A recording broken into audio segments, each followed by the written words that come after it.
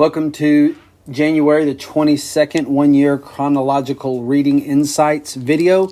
Today we're going to be covering Job chapter 12 through Job chapter 14. And Job, basically the whole chapter 12 through 14, it's just Job talking. When we last left in chapter 11, Zophar had spoken, and now Job is going to reply to him, but really reply to all three. And this kind of after chapter 14 ends, this kind of completes I guess you could say really the first cycle of speeches. If you're looking for kind of an outline of Job, there's basically three kind of cycles of speeches. This completes the first cycle at the end of chapter 14. But it's all Job. Basically what you see is chapter 12. Didn't turn my pen on here. You're basically going to see in this chapter 12 all the way through chapter 12 verse 1 all the way through chapter 13 in verse 19. This is, really Job. He speaks to his friends here. And then you'll find in chapter 13 verse 20 through 14 verse 22, Job speaks to God. That's kind of the outline of what we're going to see. So let's go ahead and cover chapter 12, 1 through 13, 19. Job speaking to his friends. Once again, these friends are Pharisees. They have a little bit of truth, but their truth is not very good. The system they're promoting to Job is broken. All their calculations can come up with is you do wrong, you immediately receive judgment. You do right, you immediately receive blessing. There's no spiritual warfare that's happening. There's no God doing things for his glory. They've got no category, so they consult Job, try to comfort him and bring what they consider wisdom and want Job to bow down to this wisdom. And Job is letting them know that this is not good what you're saying to me. So Job answers them and says, "No doubt you are a people, and wisdom will die with you." He says, this wisdom will die with you. This is terrible wisdom you're giving. "But I have understanding as well as you." Job says, I know what you know, and I am not inferior to you. Just because I'm suffering doesn't mean I'm inferior to you. People who are suffering are never inferior to any of us. Who does not know such things as these? Job says, yes, true enough, I'm suffering and I'm a laughing stock. He says, I'm the laughing stock to my friends because I was wealthy, but now I'm not. I who called God and answered him. Job was a man who was considered to have walked with God in the general public as a just and blameless man. Now he's a laughing stock because of all the bad things that have happened to Job. The general community, the community around him, man, they laughed at him. They thought that there must be something wrong. Look at all that God has taken away. They thought that Job must have been a foolish man, and for what remember, and Job was a leader. Job had a lot of, a pastoral, and he was really like a city elder, okay, who once was counseling and instructing, now is the laughing stock of the community. Job says, "In the thought of one who is at ease, there is contempt for So Job just says that the system you're telling me about, it's not a good system. It's a cruel system that you've been promoting of how God works." He says, it doesn't even make sense. He says, "In the thought of the one who is at ease," like the one whose life is fine, "there is contempt for the misfortune," meaning this system you have, it means that those who are at ease and are experiencing goodness, they have contempt for anybody in any kind of misfortune. It is ready for those whose feet slip. Like eventually life is going to kick you in the teeth. And this system, it's ready for feet to slip. And it's not a fair system that you're promoting. He says, even the tents of robbers are at peace. Like, what about when bad people don't suffer in this system? That means the tents of robbers are at peace. That this system doesn't calculate. It doesn't, this system that they are promoting, it doesn't calculate right. It has no calculation. It doesn't equal up. He says the tents of robbers are at peace at times, and those who provoke God are secure, who bring their God in their hand. So all the polytheistic worshipers worshiping false God, those who provoke God to anger, some of those people are living secure right now. Tents of robbers sometimes are at peace. Don't you also see that in your world where you see the wicked prosper? Does it happen? Sure. That's why the system that Job's friends are promoting doesn't actually equal up, because what do you do when the wicked prosper? They prosper all the time. And then parenthetically, what are you going to do when the righteous suffer? Like Job. Yes, this system that his friends have concocted is a gospelless system. It is not honoring the fully orbed nuance and character of God. Job says, now Job, it looks like here Job, the system, he doesn't like their system. He says their system is very cruel and doesn't add up.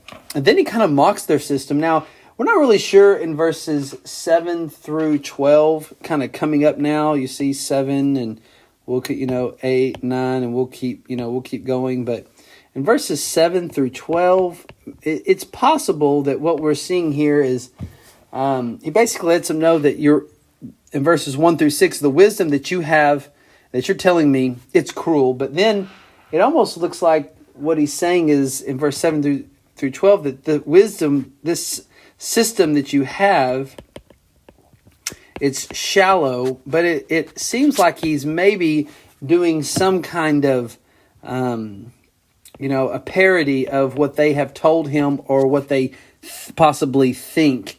Because he says, ask the beasts and they will teach you, the birds of the heavens and they will tell you, the bushes of the earth and they will teach you, and the fish of the sea where they declare it to you. So many would seem to say that he actually is kind of mocking them and saying, this is something you would tell me, that even the beasts can see what's going on. Even the beasts obey this system. They know you do good, good happens to you. You do bad, bad happens to you. So he says, this is something that you've said, or they have said to him possibly, or he could be mocking them as like, your system is so simplistic and shallow that this is how you would counsel. The bushes of the earth, they will teach you. Like, this is so simple. Job's just saying, your system is so shallow and simple that this wouldn't even be your counsel. Or possibly they've said this to him. Beasts, they will teach you. And birds of the heavens, they will tell you. It's as if his friends are saying, this is so, or have said, this is so simple, all of creation gets it, but you don't, Job. And Job's kind of mocking that idea and thought. God is much more nuanced than that. He continues in this parody, who among all these does not know that the hand of the Lord has done this? So if this is a parody, then Job's just telling them that he's mocking the simplicity and shallowness of the system of counsel they're giving him. And his hand is the life of every living thing and the breath of all mankind. Does not the ear test words as the palate tests food? So he's just saying he's parodying them. He's telling them, this is the simplistic shallowness of your system. Like, does the ear test words as a palate tastes foods? Is the ear can clearly hear words and the mouth can clearly taste food? And since this is just an easy, clear thing, that our senses, that our ears and our palates taste, this is really easy, Job, to understand. That's what it seems like. He's kind of mocking their system of stuff they've either said or would have thought. Wisdom is in the aged, and understanding in length of days. So he's a parody of what his friends may say or think, that, well, if you have age and length of days, you know this to be true. Everybody, creation, even your senses know that what we're telling you is true. But Job's having none of it. He says your system is cruel. It is shallow. And then we get to verse 13. all the way through 25. And he says, the system you're promoting, that you've been counseling me here thus far, it doesn't capture the untamable God. Now, this is really, really good. He basically he says, like, there's a sovereign God. Let's take another sovereign. This does not capture a sovereign God that is untamable. He's letting them know that your system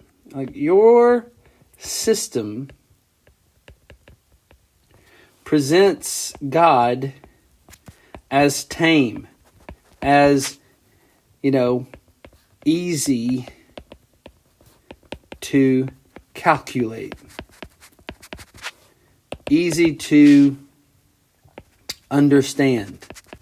Their system, once again, you do bad, immediately bad happens to you. You do good, immediately good. I.e., therefore, Job, you have done terribly wrong. Repent, get things right. You cannot be righteous because all this bad that's happened to you. There's no category for innocent suffering in their system. No category for it. Just as we see a shadow of the cross here, is that there was no system for innocent suffering when it came to Jesus, that the religious elite and the Jews of his day would consider it cursed anybody that hung on a tree. At the cross they said, he saved others, he himself he cannot save. To them it looked like Jesus was unrighteous for the suffering he went through. But there is a such thing as suffering for the glory of God. Jesus suffered innocently for the glory of God. Job suffers innocently, although he doesn't deny original sin. We'll see that. But his friends, their system is all it can have is a tame God, a God that's easy to calculate and understand. And Job's having none of it. Job's theology, look what he says in verse 13 through 25. It's glorious. This is the only kind of God that any of us would want to worship. This reminds me of Chronicles of Narnia when they asked about Aslan and said, Aslan, is he safe? And he said, oh, he's not safe, but he's good. God is not safe. He's not tameable. He doesn't work his way around man's will. I've heard people say sometimes, like, God foreknows things, and when God foreknows things, he knows what decisions man would choose, so he kind of maneuvers himself to accommodate man's free will. And I would say that is taming God. You can't tame God. He's untamable. He doesn't bend and bow to our will. We bend and bow to him. His foreknowledge does not mean he's changing his plans according to what decisions we'd make. That's not how. This isn't the sovereign, untamable God. Watch what he says. This is so beautiful. He says, with God are wisdom and might. He has counsel and understanding. All agree. Remember, Job speaking to his Zophar, but his three friends. If he tears down, none can rebuild.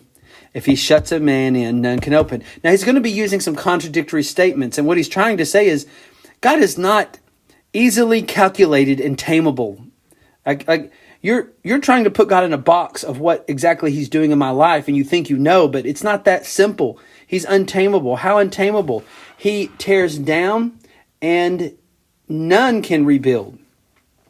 And if he shuts a man in, no one can open it. Like, that's how untamable. Look at the extremes. Verse 15, if he withholds the waters, they dry up. If there's no water, if there's a drought, everything dries up. But if he sends it, it overwhelms the land. I mean, we've got floods and we got droughts.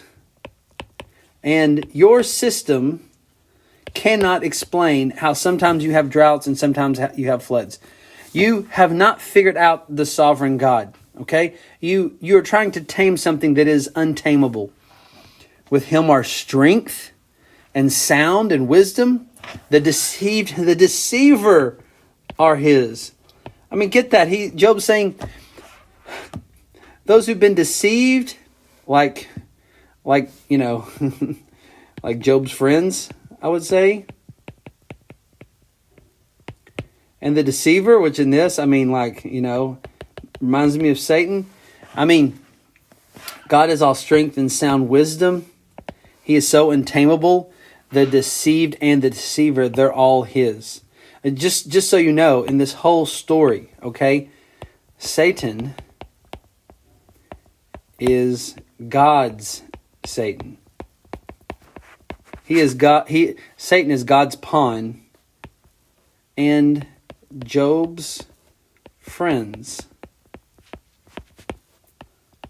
are God's friends. And I would more say Job's,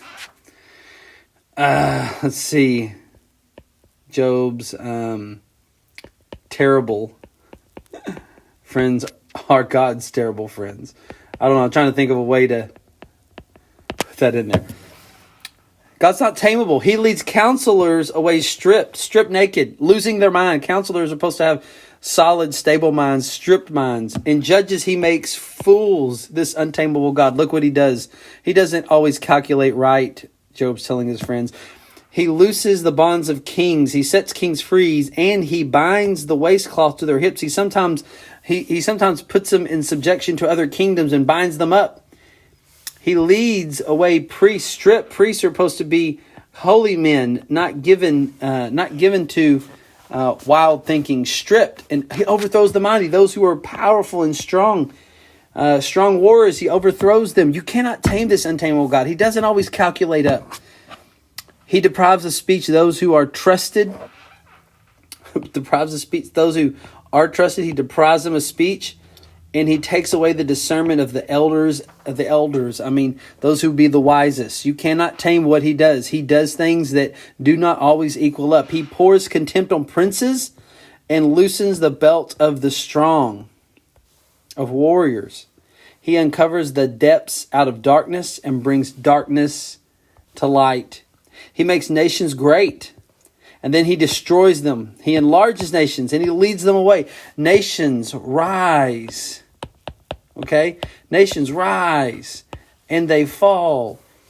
This and none of this, it's not 1 + 1 = 2. I mean, he's just saying like that simple formula that you have, friends, that doesn't work with a untamable sovereign God. He cannot be tamed. He takes away understanding from the chiefs of the people of the earth and makes them wander in the pathless waste. They grope in darkness without light. He makes them stagger like a drunken man. So do you see that Job lets them know that this God is untamable.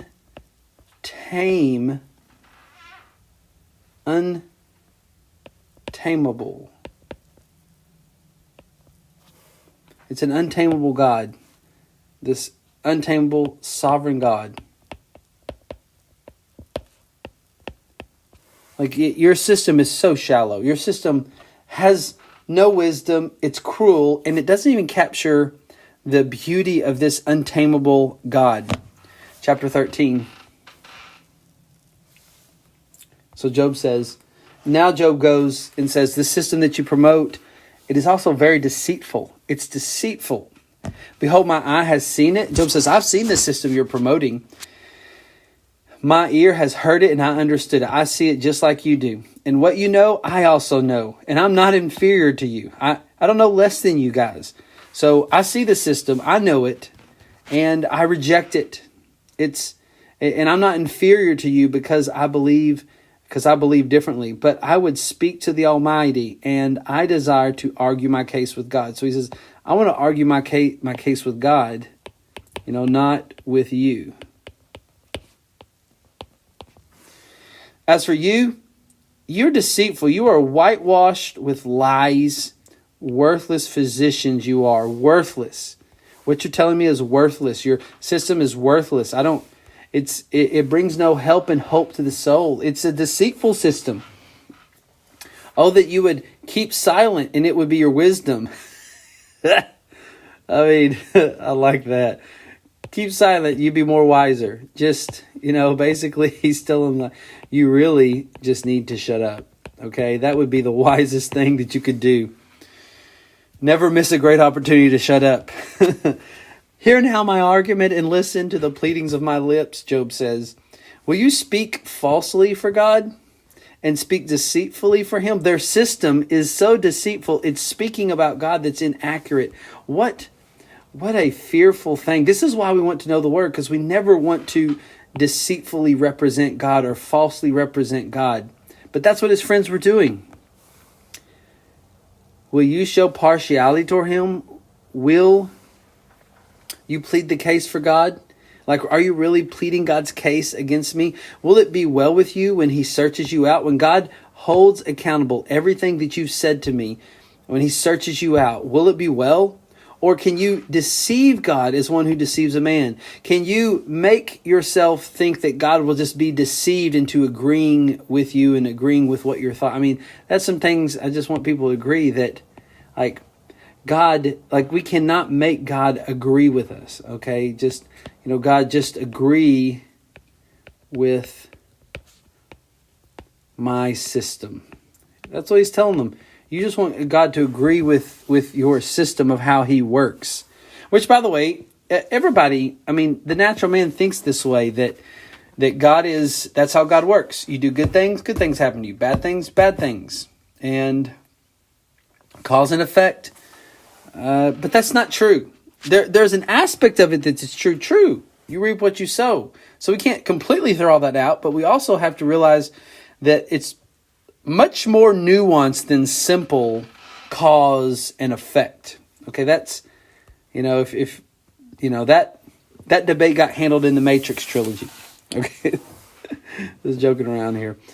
He will surely rebuke you if in secret you show partiality. If you're showing partiality to their own personal opinions of how God works and their counsel to Job, will not his majesty terrify you and the dread of him fall upon you? Your maxims are proverbs of ashes. What you're telling me, it's ashes, it's rubbish, it's nothing. Your defenses are defenses of clay. It's dirt. What you're telling me is dirt. This is not God's way. So Job tells his friends, the system you're handing me, it's deceitful. It doesn't have any wisdom to it. It doesn't capture the sovereign, untamable God in all his ways. I kind of make fun of it, and it's cruel. It's just simply cruel. So Job finishes off in this first interchange of ideas. He says, "Let me have silence, and I will speak, and let come on me what may." So he just basically says, be quiet. I want to speak to God. And whatever happens to me, that's what happens to me. Why should I take my flesh in my teeth and put my life in my hand? So he just says, I want to speak to God about this, guys. Though he slay me. Oh, I love this. This is Lauren Chandler. I'll write this down. Lauren Chandler wrote a song based off this verse years ago called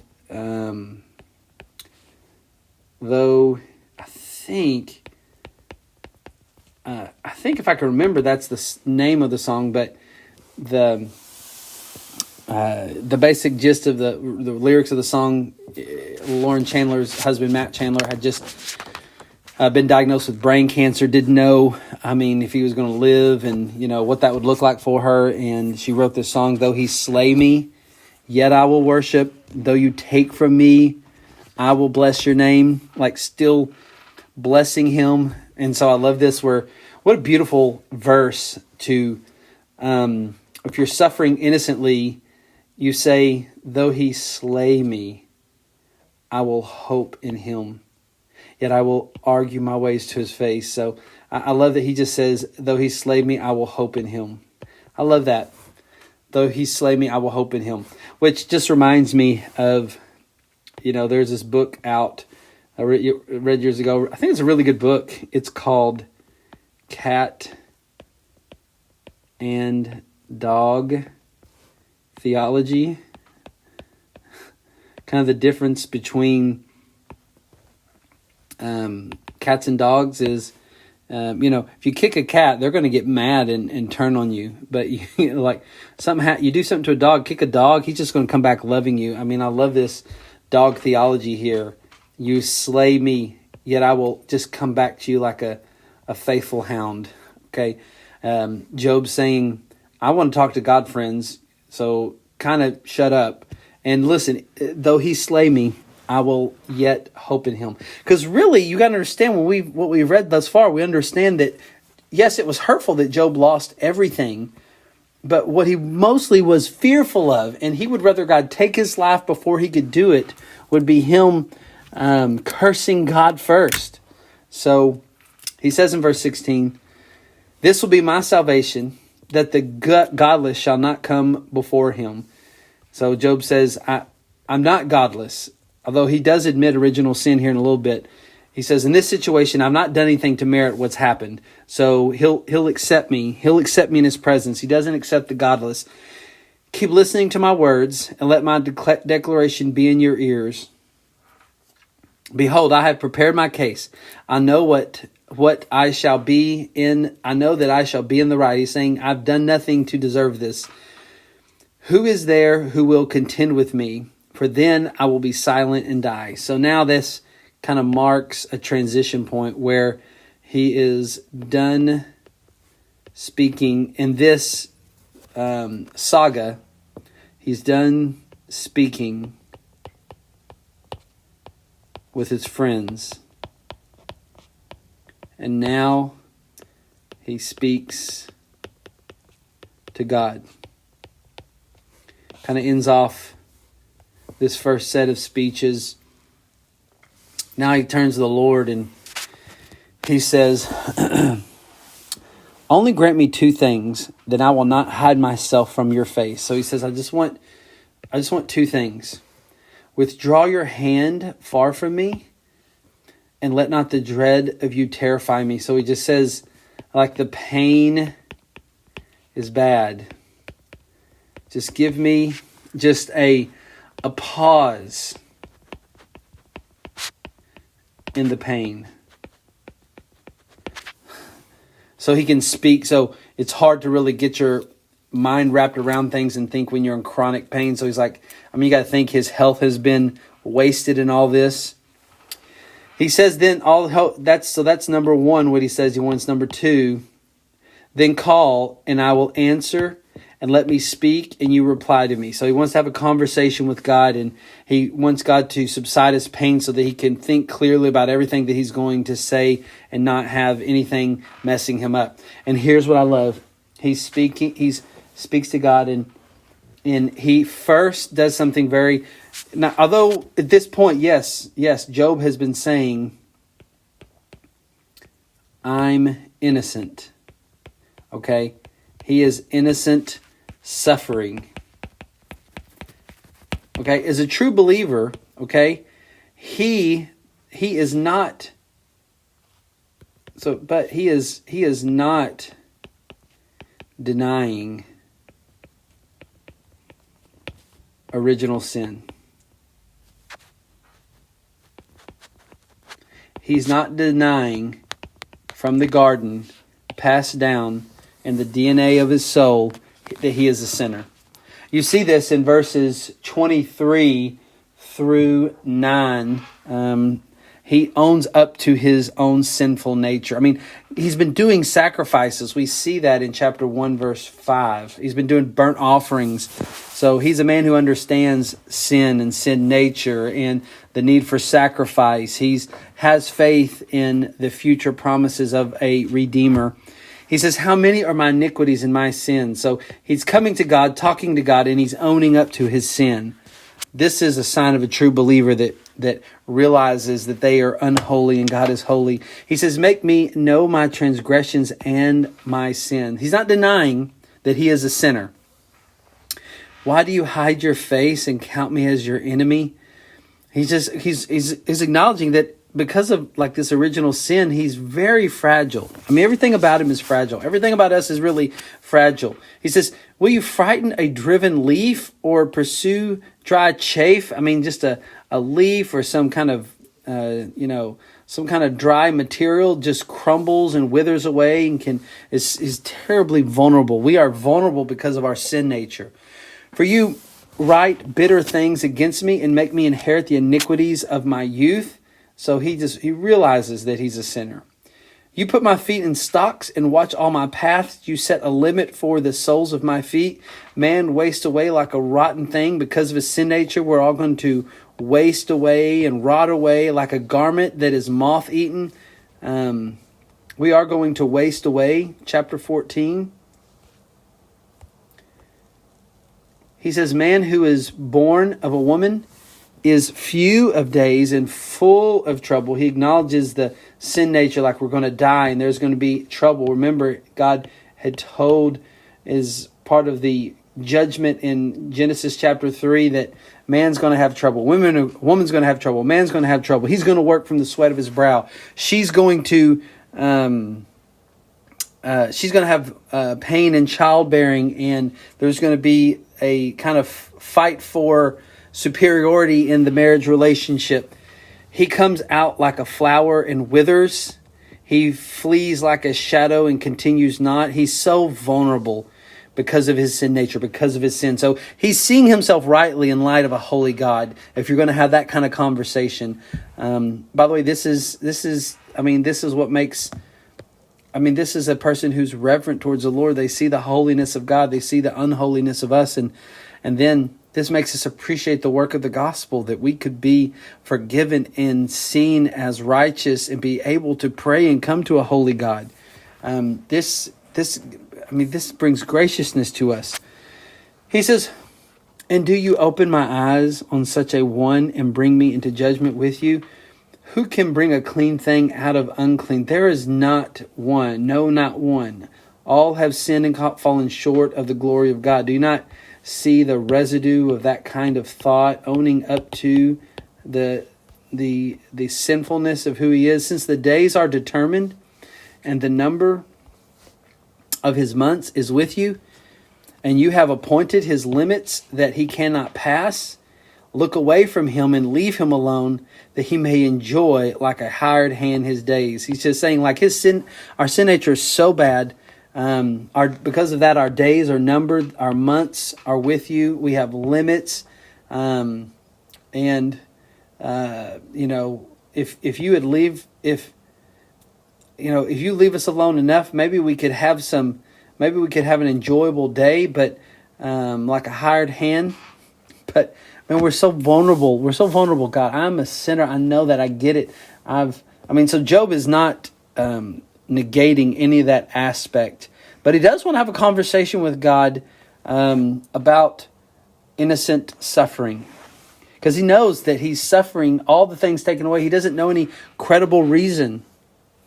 Verse 7, he says, he gives an illustration. He says, man is so vulnerable because of his sin nature. He's so vulnerable.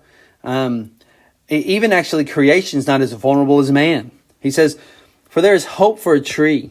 If it be cut down, like it's just a stump, that it will sprout again, and its shoots shall not cease. He's saying you can see stuff shoot out of a tree that's cut down.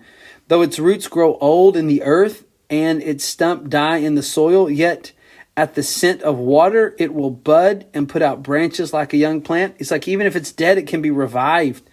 But a man dies. But a man's different. He's so vulnerable because of his sin nature. If he dies, he's laid low. He breathed his last, and then where is he? Job says, he's gone. As waters fall from the lake and a river wastes away and dries up, so man lies down and rises not. Like, he's so vulnerable. He says man he has no resurrection. All right? Again, but then he says this, till the heavens are no more, he will not awake or be aroused out of his sleep. But wait a minute. So man lies down and rises not. So he's saying there's no resurrection. But then you almost see Job start to go, but wait a minute. What if there's a resurrection? You can see resurrection talk coming in his mind. You can see a little bit of gospel, good news coming in here. He's asking for it. Because look what he says. He says, all the stuff that's going on, he's having a conversation with God. He's owning up to his sin nature. And, he's telling the Lord, like, I I don't accept their system. I know you don't work this way. I'm just a little confused about things. He says, but maybe this, God. He asks for resurrection. He basically says, oh, that you would hide me in Sheol, in death. Okay? And that you would conceal me until your wrath is past. So Job's just saying, I know I have a sinful nature, but I know I haven't done anything to deserve this. I don't really know, but would you just do this? Hide me in death and just conceal me until your wrath is past. So whatever you're doing is just gone, right? And that you would appoint me a set time and remember me. What is he saying here? He's saying, well, would you just kind of basically just like put me to death and then like don't forget me and then just resurrect? Could you just do that? Is that the problem? Is that the deal? What is this? He's can you see his heart panting for resurrection? And what glory do we have on this side of the cross that we know God's going to do resurrection? He says, if a man dies, shall he live again? That's what he's asking for. He's asking, could he live again? All the days of my service, I would wait till my renewal should come. So he says, if a man dies, shall he live again? Can he be will he resurrect? He says, if that's true, then all the days of my service, I would just wait till my renewal should come. He said, I'd be okay if I knew there was resurrection. If I knew that I would come through this okay. That I knew that you would shelter me from your wrath and take me back to yourself. You would call and I would answer you.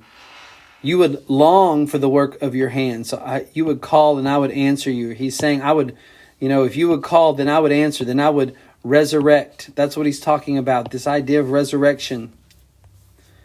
For then you would number my steps. So he says, if you kind of like put me in Sheol, you'd still know my steps. You'd know me. You'd number my steps. But you would not keep watch over my sin, because how could I sin if I'm dead? And my transgressions would be sealed in a bag if that was happening. Like if I was just dead, let your wrath pass over, then you resurrect me and I can be with you, because I just don't want to sin against you. I don't want to curse your name. I've lost a lot. I'm getting weak. My friends are really in my ear about this simple system that they have of how you work. I just need a way that I could be atoned for, that I want my sins in a bag so they're not used against me. He basically is saying, I want atonement. That's what I want. I want atonement, please. I want forgiveness. I want to be covered over, that you would cover over my iniquity. What is that? That is atonement, to be covered over. He's asking for resurrection, everybody. Now, here's what I love about Job and about us. He's going through some hard times, everybody. He is lamenting, right? And sometimes when you are lamenting, you go through cycles, okay? So, you go through this, you go through cycles. So it's like Job here up until verse 17, he kind of gets here. And then Job kind of comes back down here in verses, 18 through 22. He's lamenting. He's just kind of like, okay, Lord, all this suffering, all this innocent suffering, and what my friends are saying, what I've lost, all this, like I don't want to go against you. I really just want resurrection. Just kill me now, take me, then just raise me up at the last day. I'll be with you. It'll be okay. That's what I really love. And you're just kind of like, Job, you're getting it. You have hope. You have great biblical hope. Man, your heart is pointing towards the kingdom. And then he's a mere man. He is vulnerable, just like he catalogs in the very beginning. He's a vulnerable man. He says, but the mountains fall and crumbles away, and the rock is removed. And now he gets kind of down again, right? He goes back into the lamenting. But the mountain falls and crumbles away. Basically, he says erosion. Like once erosion happens, it doesn't get corrected. He said, so like erosion, and the rock is removed from its place. The waters wear away the stones, and the torrents wash away the soil of the earth. So you destroy the hope of man. Someone give Job a big hug and just tell him, Job, go back up here. Job, go back up here to, what would that be? Verse 13 through 17. Like Job just need a hug and just revisit verses 13 through 17 that you just said. Go back there. He says, you prevail forever against me, and he passes, and you change his countenance and send him away. His sons come to honor, and he does not know it. They are brought low, and he perceives it not. He feels only the pain of his own body, and he mourns only for himself. So you see Job kind of brought back into a kind of like, just a despairing lament again. But this is the process of lamenting. You see, you can see him kind of come up here and, verses, what was it, 11, 11 through, you see him kind of come up in verses 11 through 17, right? And then you see him come down the backside, 18 through 22. But this is really good because all his talking to God, and even his friends, he is capturing more and more. He is panting for the gospel message. He is panting for the gospel. He is, here he's talking about resurrection. What a great pointing towards our Savior, who is our resurrection hope. We know life is tough. Life will kick us in the teeth. We are vulnerable, just like Job, but yet we have resurrection. In the end, death, hell, sin, the sting of death, it doesn't actually have a final victory. All it can do is sting us, but it can't mortally wound us. In the end, we will resurrect. Okay, so that's Job chapter 12 through 14, his kind of final speech, and then chapter 15 starts another round with his terrible counseling friends. So this has been January the 22nd, 1 Year Chronology Insights, and we will see you on January the 23rd.